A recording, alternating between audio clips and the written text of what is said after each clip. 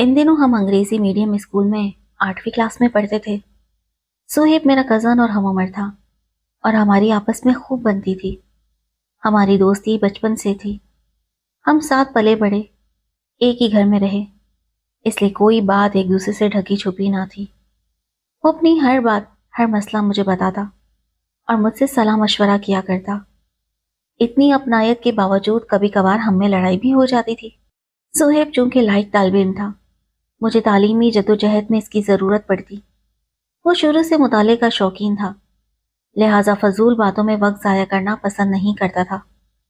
تاہم کچھ دنوں سے میں محسوس کر رہی تھی کہ وہ کھویا کھویا سا ہے۔ اس کا دھیان کہیں اور ہوتا اور بات کسی اور موضوع پر کر رہا ہوتا۔ تبھی میں نے پوچھ لیا، بھائی خیر تو ہے؟ یہ حالات کے گھوڑے کون سے آسمان پر تمہیں لیے پھر رہے ہیں؟ زہیب نے جھٹ سے ایسا جواب دیا جس کی مجھے بالکل توقع نہیں تھی۔ صبا، مجھے ایک لڑکی پسند آ گئی ہے اور میں اس کے خیال میں سرگرداں رہنے لگا ہوں۔ پڑھائی سے بھی توجہ ہٹ گئی ہے، کہیں پوزیشن لینے سے نہ رہ جاؤں۔ یہ سن کر میں سن رہ گئی۔ کسی لائق فائق طالب علم میں اگر عشق کے جراثیم سرایت کر جائیں تو یہ کوئی اچھی علامت نہیں ہوتی۔ مجھے اپنے ہونہار کزن کے مستقبل کی فکر لگ گئی کہ کہیں اس کا تابناک مستقبل خراب نہ ہو جائے۔ میں دعا کرنے لگی، اے خدا، سہیب کو اس خطرناک اور تباہ صورتحال سے بچا لے تاکہ اس کا روشن مستقبل محفوظ رہے۔ مجھے ایک دم یہ سن کر دھچکا سا لگا۔ قدرے سنبھلتے ہوئے اس سے پوچھا، کون ہے وہ؟ کل کلاس میں پتہ چل جائے گا، اس نے کہا۔ سارا دن الجھن رہی اور رات بھی جاگتے گزار دی۔ اگلے دن کلاس میں کچھ پتہ نہ چلا اور میں اندازہ بھی نہ لگا سکی کہ وہ کس کی بات کر رہا تھا۔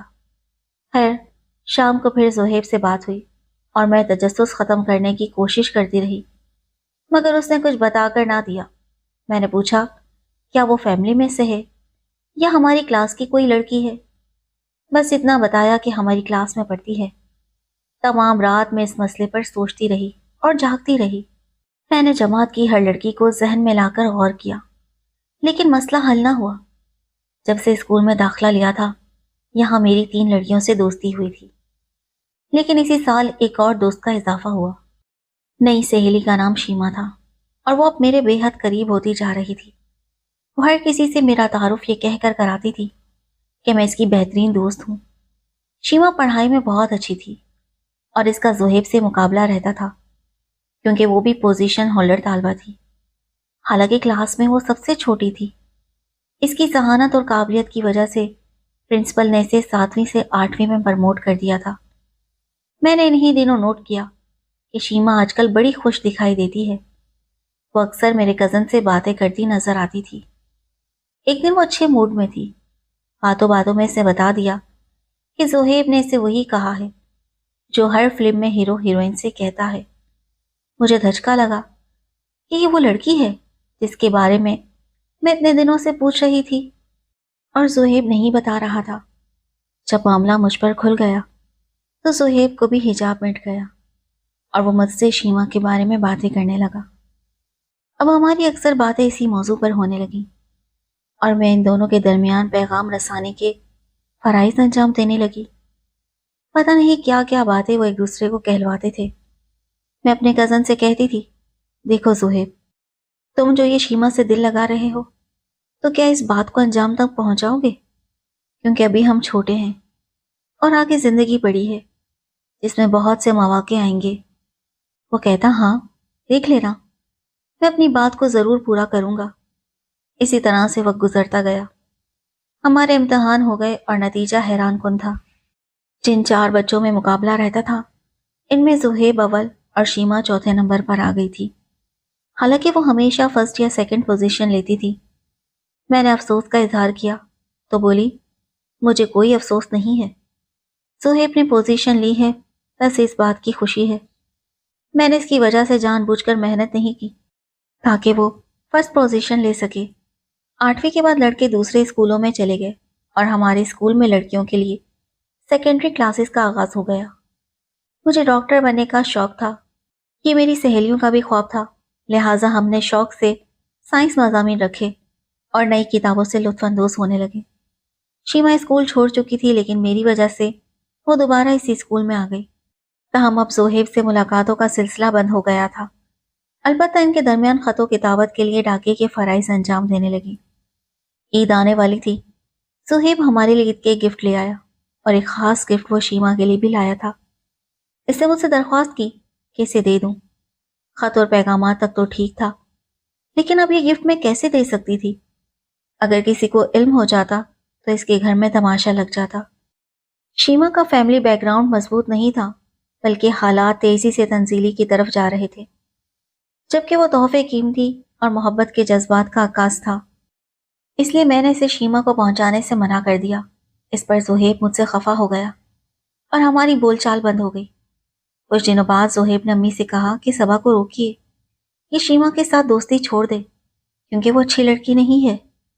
یہی نہیں، اس نے شیما کے بارے میں اور بھی کئی الٹی سیدھی باتیں کہیں جو مجھے بہت ناگوار گزری۔ زہیب اب تیزی سے بدل رہا تھا، لیکن میں نے اپنی دوست کو یہ باتیں نہیں بتائیں۔ وہ ہر وقت اس کا پوچھتی رہتی اور میں یہ کہہ کر اسے چپ کروا دیتی تھی کہ میں نے زہیب سے بولنا چھوڑ دیا ہے۔ زہیب کچھ دنوں بعد اپنے ماموں کے گھر رہنے چلا گیا اور مجھے بہانہ مل گیا۔ اب جب شیما اس کے بارے میں پوچھتی، میں کہہ دیتی کہ مجھے نہیں معلوم کہ وہ آج کل کیا کر رہا ہے۔ زہیب کی دوری نے شیما کو اور زیادہ پریشان کر دیا تھا۔ محبت کا جادو اس پر سر چڑھ کر بول رہا تھا۔ وہ جب بھی ملتی زہیب کے بارے میں سوالات کرتی، فون کرتی تو بھی اسی کے بارے میں پوچھتی۔ اس صورتحال سے میں تنگ آ گئی۔ بالآخر میں نے یہ کہہ کر جان چھڑا لی کہ اگر تمہیں مجھ سے دوستی رکھنی ہے تو رکھو، میرا اس سے کوئی تعلق نہیں ہے۔ وہ یہ شرط بھی مان گئی کیونکہ میں زہیب کی کزن تھی۔ اسی وجہ سے شیما میرا ہاتھ تھامے رکھنا چاہتی تھی۔ اسے مجھ سے باتیں کر کے تسکین ملتی تھی، لیکن اس کا پھول جیسا کھلا ہوا چہرہ مرجھاتا جا رہا تھا۔ لگتا تھا جیسے اسے کوئی روگ لگ چکا ہے، اور یہ ایک ایسا روگ تھا جس کی دوا کسی طبیب کے پاس نہیں تھی۔ میٹرک کے امتحان ہونے لگے، سب نے خوب تیاری کی۔ زہیب نے اچھے نمبروں کے حصول کے لیے جان لڑا دی، مگر شیما کا حال برا تھا۔ نتیجہ آیا تو وہ بمشکل پاس ہوئی، جبکہ زہیب نے پوزیشن لی اور اس کا داخلہ لاہور کے بہترین کالج میں ہو گیا۔ شیما کا تعلیمی معیار ہی نہیں گرا، اس کی صحت بھی بگڑتی جا رہی تھی۔ بہرحال ہم نے بھی کالج میں داخلہ لے لیا۔ شیما کو ایک دوسرے کالج میں داخلہ ملا، کم نمبروں کی وجہ سے، مگر سال بعد اس نے کسی طرح دوبارہ ہمارے کالج میں تبادلہ کروا لیا۔ یوں میں اس سے 1 سال بعد ملی۔ شیما کو دیکھ کر میں حیران رہ گئی۔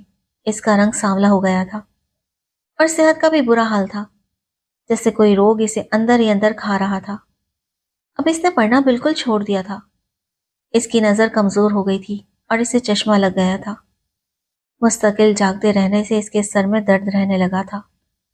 میں نے اور میری دوستوں نے اسے بہت سمجھایا کہ اپنا خیال رکھو، ورنہ تم صفائے ہستی سے مٹ جاؤ گی۔ زندگی انہیں ہی گزرتی، لیکن وہ تو کچھ سننے کو تیار نہ تھی۔ میں نے کہا، شیما دیکھو، زہیب کو تمہیں چھوڑ کر کچھ فرق نہیں پڑا۔ وہ تمہیں بھلا کر دوبارہ اپنی پڑھائی میں لگ گیا ہے اور اپنا مستقبل شاندار بنا رہا ہے، اور تم ہو کہ ابھی تک اس کی یاد میں گھل رہی ہو۔ وہ محبت نہیں تھی، سمجھ لو بچپن کی بھول تھی، ایک مذاق تھا، کیونکہ اس وقت ہم بہت کمسن اور نادان تھے۔ ہمیں عقل اور سمجھ نہ تھی۔ بچپن کے اس مذاق کو بھول جاؤ اور آگے بڑھو، اپنی پڑھائی پر توجہ دو۔ تمہارے گھر والوں کو تمہاری ضرورت ہے، لیکن اسے تو اس محبت کے سوا کچھ سوچا ہی نہ دیتا تھا۔ جب وہ زہیب کا ذکر کرتی، بہکی بہکی باتیں کرنے لگتی، اس کے دل سے وہ گیا ہی نہ تھا۔ اس کے دل و دماغ پر ابھی تک زہیب کا قبضہ تھا۔ وقت گزرتا رہا، سال پلک جھپکتے گزر گیا، پرچے ہو گئے، نتیجہ آیا تو وہ سارے مضامین میں فیل ہو گئی۔ اب وہ گھر بیٹھ گئی اور دوبارہ پیپرز دینے کی تیاری کرنے لگی۔ ہم لوگوں نے BA میں داخلہ لے لیا، بس فون پر بات ہوتی، اور تب بھی اس کا وہی سوال ہوتا کہ وہ کیسا ہے۔ اس سے بات ہوئی، میں نے اسے ایک دن فلاں جگہ دیکھا تھا، یہ درست تھا۔